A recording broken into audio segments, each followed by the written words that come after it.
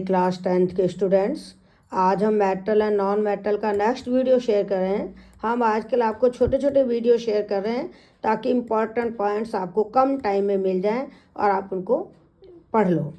Extraction of metals of top of the activity series, आपको हमने इससे पहले एक्टिविटी सीरीज का वीडियो भी शेयर किया है।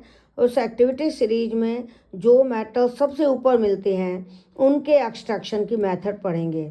हमने आपको बताया था जो टॉप पे मेटल्स मिलते हैं जैसे सोडियम, मैग्नीशियम, एल्युमिनियम, कैल्शियम, ये हैलाइड के रूप में मिलते हैं। इनके क्लोराइड या ब्रोमाइड लिए जाते हैं मोल्टन स्टेट में, यानी पिघले हुए क्लोराइड ब्रोमाइड लिए जाते हैं, उनका इलेक्ट्रोलिसिस करते हैं, इसीलिए इसको बोलते हैं इलेक्ट्रोलिटिक रिडक्शन। जैसे NaCl मोल्टेड है तो उसे उसका इलेक्ट्रोलिसिस करेंगे लिक्विड NaCl का, तो सोडियम आयन कैथोड पर जाकर सोडियम बनाएंगे, तो ये इलेक्ट्रोलिटिक रिडक्शन है।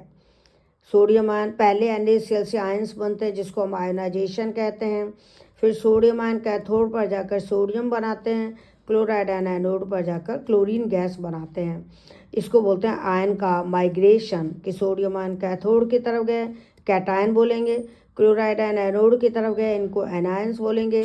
ये है माइग्रेशन ऑफ आयंस। अब सोडियम आयन कैथोड पर सोडियम सॉलिड बनाएंगे, क्लोराइड आयन एनोड पर क्लोरीन गैस बनाएंगे, इसको बोलते हैं डिपोजिशन ऑफ आयंस। ये आपके कोर्स में है इलेक्ट्रोलिसिस।